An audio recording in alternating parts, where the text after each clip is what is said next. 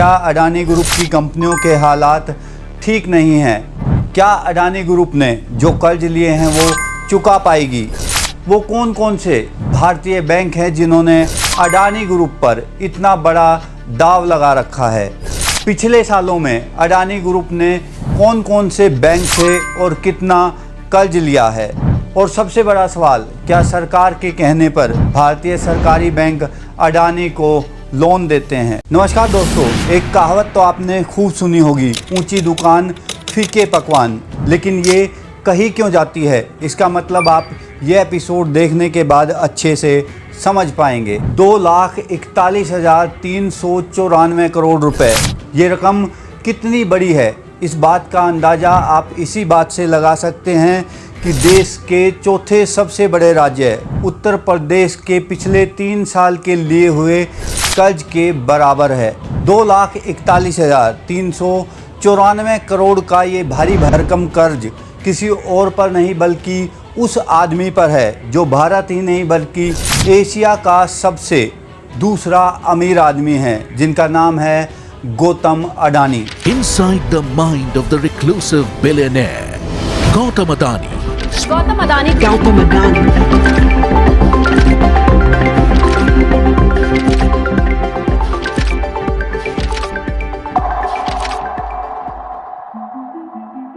Adani group की parent company Adani enterprises को सन 1999 में स्टॉक मार्केट में लिस्ट किया गया था। तब इसके एक शेयर का दाम मात्र 6 रुपये था। 27 अगस्त 2024 को इसके शेयर की वैल्यू 3,070 रुपये है, यानी 25 सालों में 50,600% की बढ़त हुई है। वहीं Adani green energy limited company June 2018 में लिस्ट हुई।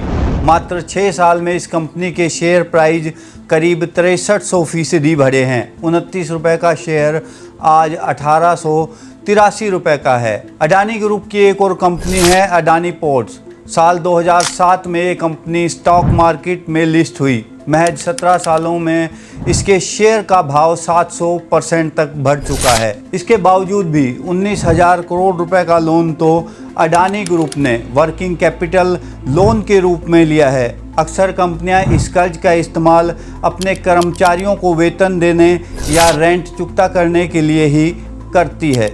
ऐसे में कई सवाल उठते हैं। सबसे पहला सवाल कि क्या अडानी ग्रुप की कंपनियों के हालात ठीक नहीं हैं? क्या अडानी ग्रुप ने जो कर्ज लिए हैं वो चुका पाएगी? वो कौन कौन से भारतीय बैंक हैं जिन्होंने अडानी ग्रुप पर इतना बड़ा दाव लगा रखा है? पिछले सालों में अडानी ग्रुप ने कौन कौन से बैंक से और कितना कर्ज लिया है?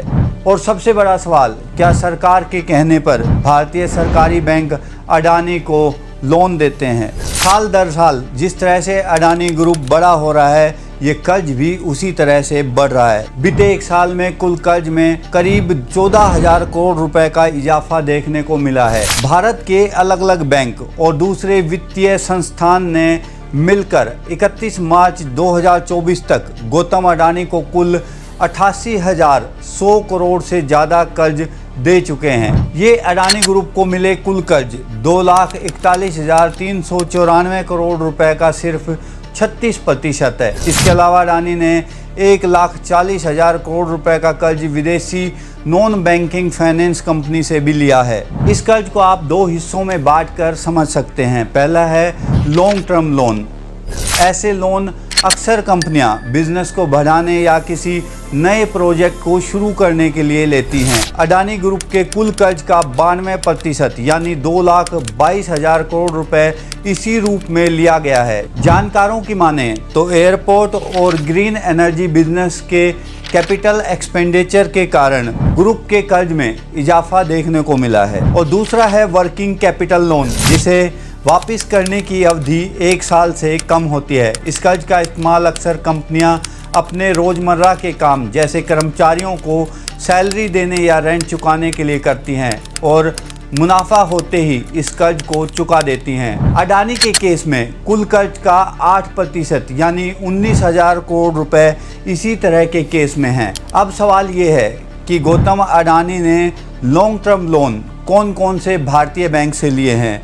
अगस्त 2024 की CNBC की एक रिपोर्ट के अनुसार अभी तक SBI ने अडानी ग्रुप को करीब 27,000 करोड़ रुपए, PNB bank, Punjab national bank ने 7,000 करोड़ रुपए, बैंक ऑफ बड़ौदा ने 5,380 करोड़ रुपए, जबकि REC इंडिया से 7,000 करोड़ रुपए। बैंकों के अलावा अडानी ग्रुप ने LIC से भी 5,790 करोड़ रुपए का कर्ज लिया है। आखिर क्या वजह है कि भारतीय सरकारी बैंक और वित्तीय संस्था ही नहीं बल्कि विदेशी नॉन फाइनेंस बैंकिंग कंपनियां भी अडानी पर इतना बड़ा दांव खेल रही हैं? इसका उत्तर मिलेगा अडानी ग्रुप की कंपनियों की फाइनेंस की हालत को जानकर। बेसिक लेवल पर किसी कंपनी की परफॉर्मेंस का आकलन करने के लिए फाइनेंस एक्सपर्ट कुछ बेसिक पैरामीटर्स देखते हैं, जैसे प्रॉफिट और सेल्स कितनी है, सालाना इनमें कितनी बढ़त हो रही है, कंपनी के शेयर के क्या हाल हैं। और कंपनियों के हाल जानने के लिए अक्सर दो तरीके के प्रॉफिट कैलकुलेट किए जाते हैं, ऑपरेटिंग प्रॉफिट और दूसरा है नेट प्रॉफिट। ऑपरेटिंग प्रॉफिट की कैलकुलेशन बड़ी ही आसान है, पूरे साल भर की कमाई में से कुल खर्चा निकाल दें। साल 2013 में अडानी ग्रुप की कंपनियों का कुल ऑपरेटिंग प्रॉफिट करीब 2,500 करोड़ रुपए था। ये 2022 तक बढ़ते बढ़ते करीब 14,000 करोड़ रुपए तक पहुंच गया। लेकिन पिछले साल अचानक अडानी ग्रुप में पता नहीं क्या चमत्कार हुआ कि 14,000 करोड़ रुपए का ये प्रॉफिट अचानक से 83,000 करोड़ रुपए तक पहुंच गया। अब बात करते हैं नेट प्रॉफिट की। नेट प्रॉफिट ऑपरेटिंग प्रॉफिट से टैक्स, कर्ज की EMI जैसे खर्च घटने के बाद जो असल बचत होती है उसे नेट प्रॉफिट कहते हैं। साल 2009 में अडानी ग्रुप का नेट प्रॉफिट करीब 500 करोड़ रुपए था। ये 2024 में 30,000 करोड़ के पार हो गया, यानी सिर्फ 15 साल में नेट प्रॉफिट 60 गुना बढ़ा। जब भी आप किसी बैंक में कर्ज के लिए आवेदन करते हैं तो बैंक सबसे पहले आपकी आमदनी और आपकी संपत्ति के बारे में पूछता है। ठीक वैसे ही बैंक कंपनियों के साथ भी करता है। इसके लिए कंपनी के प्रॉफिट के मुकाबले उस कंपनी पर कर्ज कितना है उसे कैलकुलेट किया जाता है। इसे डेट टू अबिटा कहते हैं। अबिटा यानी अर्निंग बिफोर इंटरेस्ट टैक्स। इसको आप ऑपरेटिंग प्रॉफिट भी कह सकते हैं। अडानी कंपनी का डेट टू अबिटा रेशियो 2018-19 में 3.81 था, 2019-20 में 3.72, 2020-21 में 3.66, 2021-22 में 3.81, 2022-23 में 3.27 और साल 2023-24 में घटकर मात्र 2.19 रह गया था। किसी भी कंपनी के लिए ये अनुपात जितना कम हो उतना अच्छा है। पिछले 5 सालों में अडानी ग्रुप की कंपनियों का डेट टू अबिटा अनुपात लगातार घटा है। इसी की बात करते हुए गौतम अडानी ने 19 अगस्त को ये दावा किया था कि ग्रुप के पास मौजूदा समय में इतना कैश है कि वे अगले 30 महीनों तक की कर्ज की भरपाई कर सकते हैं। आज के एपिसोड में बस इतना ही। अगर आपको ये अच्छा लगा हो तो इसे अपने दोस्तों के साथ ज़रूर शेयर करें। मिलते हैं जल्द एक नए एपिसोड में एक नई कहानी के साथ। तब तक के लिए जय हिंद, जय भारत।